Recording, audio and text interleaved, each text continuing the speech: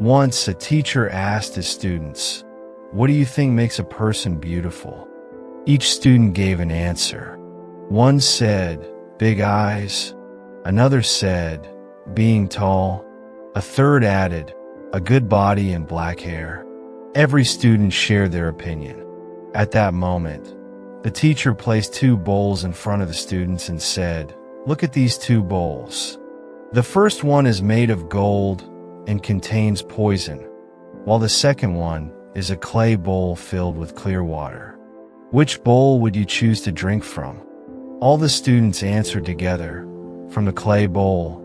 The teacher then remarked, "When you considered the truth inside the bowls, their appearance became unimportant to you. A person is like these bowls. What makes a person beautiful is their inner self. We should focus on beautifying our character, not our appearance. True beauty comes from within. Outward appearances may catch our attention initially, but it is the qualities of kindness, honesty, compassion, and integrity that truly define a person's beauty. Just as the students chose to drink from the clay bowl with clear water despite its humble appearance, we should value and prioritize inner goodness over external attractiveness.